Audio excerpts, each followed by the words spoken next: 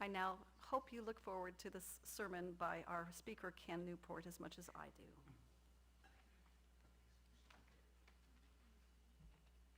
Good morning, everyone. I want to thank Joy for the kind words. I have definitely changed since 2005. My hair's grayer. There's definitely less of it. And I do feel older. And I have one of my grandsons, this was about a year ago, he's all interested in how old people are and stuff. And he looked at me once, he says, "Grandpa, you're getting really old. You're probably going to die pretty soon." And I said, "Well, I'm definitely going to die someday, hopefully not too soon." So one of the things I think I do feel about getting older is that you do have a more acute sense of your mortality and how important our life is. A few years ago, I found myself at a time in my life where I was dealing with an enormous amount of stress. Most of it, in fact, almost all of it, was out of my control. But in an effort to help myself in any way possible, I decided to discontinue watching television news. I would usually watch MSNBC or CNN or something like that. I turned it off. There was hardly ever anything on that improved my disposition. On the contrary, I always came away more upset and more stressed out than when I turned it on. So I turned it off, and I have kept it off for pretty much over 3 years now, and I have not regretted that. My intention was not to stick my head in the sand and pretend nothing was happening. I just wanted to turn down the volume, almost literally, but I wanted to remain informed without becoming a nervous wreck. At least by reading the news, you're not forced to listen to people screaming at each other, and you're not obligated to watch all the associated violent videos that often comes with all that stuff. I still recommend this practice. The news can still be disturbing, though, no matter how you receive it. The title of my message this morning is Christmas in the Age of Anxiety. And I kind of liked your take on anxiety. I think we all have it to some degree. But this idea came up well before this Christmas season and was not originally related to Christmas at all. It was from an article that I read online. It had a really odd title. This was the title. It says, "My dates need to realize I'm tired of trying to be chill." The article was written by a young woman that was dating men from an online dating app. But in addition to seeking out potential partners with all the usual characteristics you usually think about, appropriate age, mutual interest, attraction, compatible personalities, yada, yada, all that stuff, it was absolutely critical that she find a man that shared her concern for all the issues related to climate change. It was an absolute deal breaker for her if this individual possessed every possible desirable characteristic other than an overall consuming sense of an existential threat posed by a warming planet. She wasn't prepared to compromise her standards one little bit. She would never, ever accept anyone who could be chill under the circumstances. In her defense, the issues related to climate change were immediate for her because her house had almost literally burned to the ground during a forest fire during a hot summer dry spell. She had a go bag packed in her house. She had literally minutes to flee for her life. I came away from the article not quite sure what to make of her predicament. Was it admirable that she intertwined a legitimate concern with her private life, or was she being just obsessive to the point of doing self-harm? I wasn't sure. Curiously, I checked the Unitarian Universalist 7 principles, and I thought this was, I don't know if this is interesting or not, but none of them makes a direct reference to taking care of yourself. It's always about helping other people and being concerned about other things. But there's nothing that says, you really ought to worry about yourself as well. Maybe it's implied, but I'm not sure. So as they say, on an airline flight, in the event of loss of cabin pressure, put your oxygen mask on first before helping others. Why is this important? Because if you're incapacitated, you can't do much for anybody else. I mean, it makes sense. Unfortunately for me, my thoughts on this subject initiated even more anxiety, and I failed to secure my own face mask.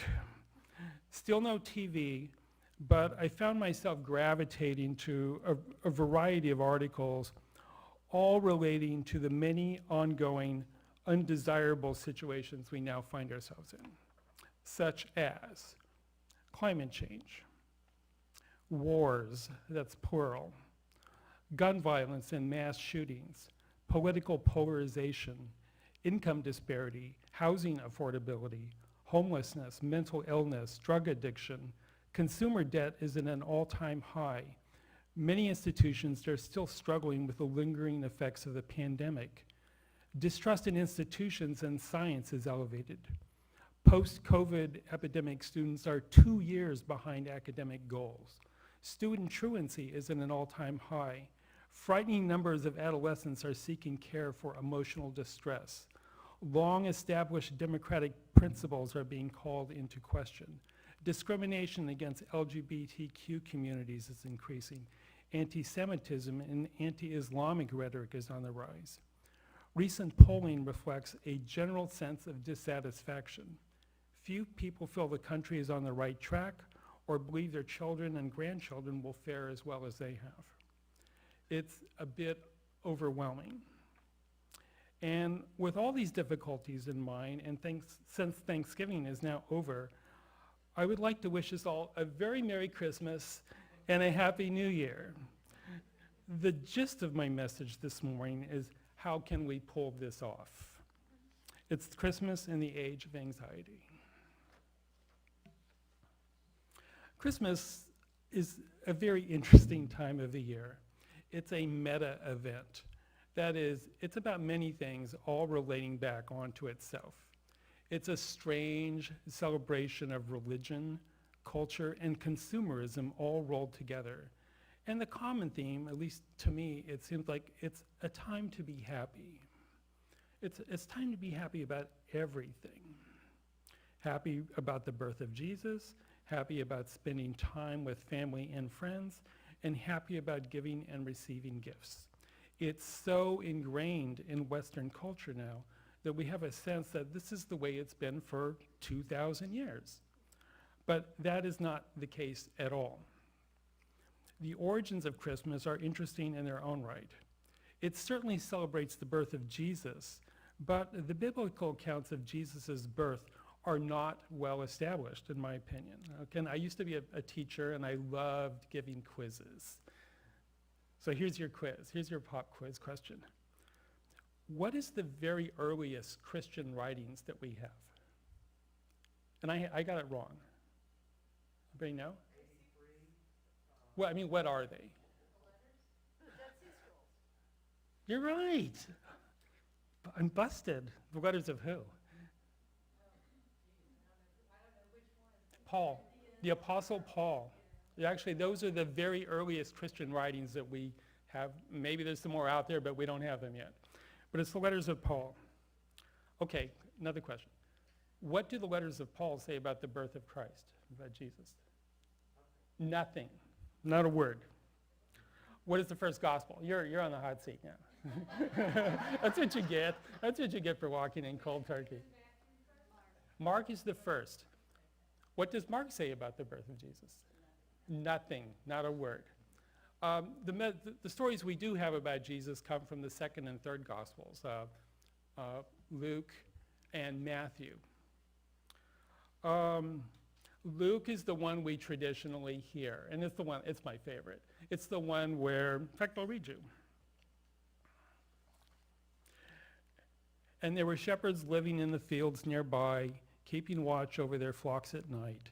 An angel of the Lord appeared to them, and the glory of the Lord shone on them, and they were terrified. But the angel said to them, "Do not be afraid. I bring you good news that will cause great joy for all the people." So that's the idyllic manger scene that we see with the animals and Mary and Joseph and the three wise men, and it's actually very peaceful. And that's true. That's true. That's true. Yeah. It's a beautiful scene. You know, anyone who's seen, the nativity scenes, it is kind of a very peaceful, tranquil scene. Matthew, on the other hand, tells a very different story. They're not, I don't know if they're exclusive, but they don't sound like the same story at all to me. Matthew, on the other hand, tells the story of the violent King Herod, a crazy lunatic trying to, control his kingdom. And when he's told that the Jewish Messiah is born, he orders him to be killed. Of course, he doesn't know who he is, so he just, says, well, let's just kill all the children, and that way we'll make sure we get him. It sounds completely, dissimilar to the story of Luke. Very violent and pretty dark, and Jesus is taken to Egypt where he hides until the death of Herod. So we have these two very, dissimilar stories. The story doesn't come up in John either. So we, two of the four Gospels and none of the early documents. It's fair to say that few biblical scholars believe in the historical accuracy of either of these versions. For example, Jesus was almost certainly not born in Bethlehem. The Gospel writers had to get him to Bethlehem in order to satisfy the characteristics of the Jewish Messiah as laid out in the Hebrew Bible. He was probably born in Nazareth. That was his home. All of the Gospels were written by anonymous writers from a higher social class, generations after the events, outside of Judea, in a language that was not native to the earliest Christians, and these Gospels addressed their own aspirations and perspectives on the now growing Christian religion. From there, Christmas kind of goes off the grid for a couple hundred years. In fact, the date December 25th wasn't associated with Christmas until it was grafted onto the pagan festival of Saturnalia sometime in the 300s during the reign of the Roman but now Christian Emperor Constantine. The food stores during Saturnalia were usually full following the fall harvest. Animals were often slaughtered in the fall, so they didn't have to be fed over the winter. There was lots of food. It was a great time to eat, drink, and be merry. So depending on your interpretation, this decision to associate Christmas with a pagan festival was either a very cynical or a brilliant marketing move. Regardless, there is nothing in the Bible or any other Christian source that points to December 25th or any other day as Jesus' birthday. From this point, Christian tradition spread slowly over Europe over many hundreds of years. In spite of that, it remained a relatively minor Christian holiday. There was even some official resistance to Christmas. In the 1640s, there was a civil war going on in England, and the Puritans actually banned Christmas. There were three reasons why they did this. The first one, it was not biblical, and they were exactly right about that. There's nothing in the Bible that talks about December 25th. It was a transformed pagan holiday. Saturnalia, there were actually some other Mithras in Sol Invictus. Jessica talked about Sol a few months ago. There was a multitude of pagan holidays right about that time, and they didn't like that. And worst of all, the third and by far the worst of all, at least if you're a Puritan, it was too Catholic. The Puritans and the Catholics really went at it for quite a long time. It took another 100 years before things kind of simmered down. The Christmas that we're trying to make sense of today had its origins in the two economic superpowers of the 19th and 20th centuries, namely England and the United States. In 1822, a poem was published. Okay, you're on a hot seat again. This was the title of the poem. This is the title of the poem, An Account of a Visit from St. Nicholas. Do you know what the opening line was? 'Twas the night before Christmas, and all through the house. It was stuff like that that really started to establish, what Christmas was going to be in a kind of a broader cultural context. In 1843, Charles Dickens publishes A Christmas Carol.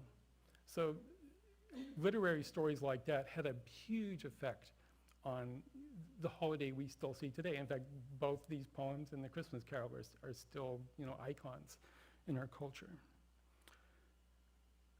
But, again, a little on the cynical side, rapidly expanding economies and enlarging middle class was a great place and a fertile time for people to get together and celebrate, all the bounties that life could offer and be happy with each other. So, with all this slightly cynical stuff out of the way, I have a confession to make. I love Christmas. I've loved it since I was a little boy. When I was little, I was convinced that Christmas quality was directly proportional to the number of presents under the Christmas tree. There was just no question about that in my mind. I think I made some progress in the last 60 years on what the meaning of Christmas is. I've also come to appreciate that this atmosphere that I lived in as a little boy was also a result of being raised in a functional home with a family that cared about my well-being and tried to do their best for me. So I have to say, yes, Christmas has some issues. There's too much stuff. There's too much work. There's too much money you have to spend sometimes. But I can see why it sticks around. There's a lot that can be said for peace on earth and goodwill towards men. It's brutal out there, though, right now, at least in my mind. We seem to be awash in a sea of negative emotions. There's shock from pain, contempt, anger, fear, anxiety, directed at a myriad of conflicts and challenges that we're faced with, the things I mentioned earlier. So my question is, how can we manage these anxieties that we have and still cling to our hopes that maybe the Christmas ideals can actually come within reach someday? So I'd like to head into the home stretch with a couple of thoughts that might help us. Firstly, we would probably do well to cultivate a healthy sense of skepticism and hubris about the human condition.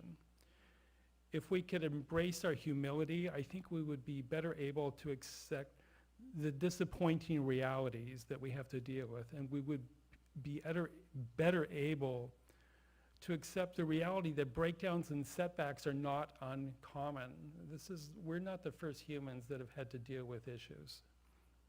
I often, I'm going off script for just a moment, I often think, what was it like to live in 300 or 1,000 years ago? Think of all the difficulties. Lifespan was, if you lived to be 40, you were doing pretty well. We're not the first people to have to deal with issues like that. There's always going to be disappointments at times. There's always going to be challenges at times.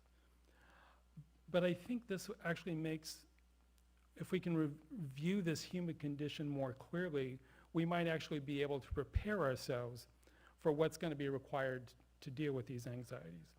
We should be aware that frailty and fallibility are intrinsic to the human condition. Secondly, I think we should be cautious about our own righteousness and our own rage. There is estimated to be over 8 billion people living on planet Earth now. Isn't it curious that in any disagreement between any of those 8 billion people, each side would be 100% that they had the correct and proper understanding of the situation? Nobody's ever wrong. It's always the other person who's wrong. But rage feels so luxurious because it convinces you of your own righteousness. Unfortunately, sadly, it also blinds and desensitizes you to the humanity and suffering of others. Cruel people always feel like they're right. Looping back to the beginning of my talk this morning, I almost considered calling it the parable of the woman who wouldn't be chill.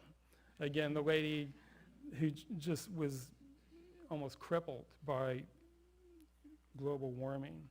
And as you remember, she was willing and able to sacrifice her personal happiness in order to fully commit and address the challenges of climate change. And while I completely sympathize with her concerns on that issue, I feel her strategy was counterproductive.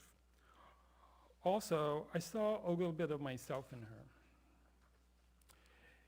In my adult life, I have been known to say some snarky things about Christmas. Just now, I was chipping away a little bit. The biblical accounts are problematic. It's an updated pagan holiday. It hasn't always been loved by everybody. It's too commercial. But worst of all, I think if you take that attitude, it's easy to overlook the universal messages in Christmas because of the despair in our imperfect world. I think we can miss the message. But there are lots of messages in Christmas. I would suggest that you pick a few. Pick a few that you like. If you're a Christian, celebrate the birth of Jesus. Celebrate peace on earth and goodwill towards men. Celebrate the love for your family, friends, strangers, and those less fortunate than you. Enjoy the lights on a dark, cold night. I would like to send us home with the idea that we need Christmas, or something very much like it. It doesn't matter where Jesus was born. It doesn't matter if he was born on December 25th or not. There needs to be at least one day a year, and preferably a lot more than one, when we can step back from our worries, embrace others, and embrace ourselves. And I'm going to close with maybe one of the greatest endings of any book ever, from the Christmas Carol. You're on the spot again.